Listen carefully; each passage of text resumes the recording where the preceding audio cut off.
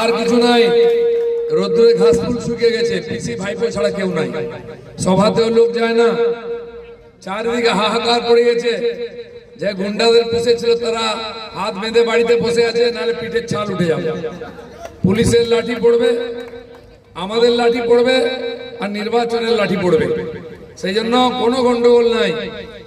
যারা একটু লাফালাফি করেছিল এখন জেলের ভাত খাচ্ছে, কিছু নেতা ধমকাচ্ছিল সব ভেতরে, কিছু পুলিশ অফিসার চমকাচ্ছিল চাকরি চলে যাবে, সাসপেন্ড হয়ে গেছে। এখানেও যারা আছে, এখানে আমি জানি ঘোষেদের ছেলেদের নামে কেস দেওয়া হয় বেশি। কি দেওয়া হয় কিনা? রামনবমী করব কেস, পার্টি মিছিল করব কেস। যারা যারা কেস দিয়েছে না, সেই পুলিশ অফিসারের নামটা মনে রাখবেন।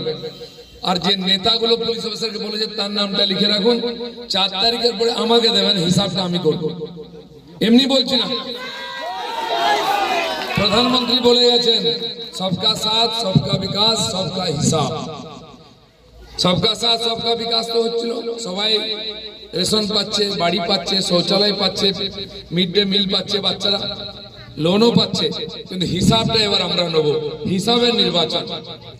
যারা এই চুরি করেছে, মিড ডে মিলের চাল চুরি করেছে, রেশনের চাল চুরি করেছে, শৌচালয়ের টাকা, আবাস যোজনা বাড়ির টাকা চুরি করেছে, লোকের কাছ থেকে জোর করে বাজার থেকে চাঁদা তুলেছে, তোলাবাজি করেছে, দিয়ে বাড়ি গাড়ি করেছে, ওই বাড়িতে থেকে আর 100 টাকা কিলো ডালের পাতলা ধানের চাল তার ভাত খেতে দেবো, জেলের ভাত খেতে হবে, সব হিসাব হবে, লিখে রাখো। আর যে পুলিশ অফিসার ওদের চামচাগিরি করতো, কোথায় কোথায় কেস দিত, চমকাতো বাড়ি দিয়েছে, এখনো কিছু কিছু চমকাচ্ছে। আজকালের মধ্যে যদি কেউ চমকায়, আপনাদেরকে তাকায়, তার নামটা লিখে রাখবেন। যোগীজি এসেছিলেন, কি বলেছেন? তিনি উত্তরপ্রদেশকে ঠান্ডা করেছেন।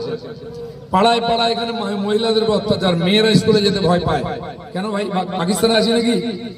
উনি বলেছেন উত্তরপ্রদেশে এমন শাসন হয়েছে, এই মোড়ে যদি আপনার মেয়ে বউকে কেউ টোন টিটকিরি করে, পরের মোড়েতে তার হিসাবে হাত ভেঙে তাকে হসপিটালে পাঠানো হবে। এটা হবে। আর পুলিশ করবে, যে পুলিশরা এই নেতাদের হাত পা টিপে দিচ্ছে, 4 তারিখের পরে গলা টিপে দেবে। আমি বলে যাচ্ছি, কেউ বাঁচাতে পারবে না। পুলিশকেই পাল্টে দেবো আমরা, মেরুদণ্ড লাগিয়ে দেবো। পুলিশের পোশাক পরে, ইউনিফর্ম পরে, আমাদের টাকায় বেতন পেয়ে আমাদের চমকাচ্ছিল, তার সব হিসাব হয়ে যাবে। আমি খালি বলতে এসেছি, ভোটটা আপনারা দিন। এত কষ্ট করে এসআই এর নাম তোলা গেছে, ভোট না দিলে পরের বারের নাম কেটে যাবে। ভোট পাওয়া থাকবে না, ভোট দিন।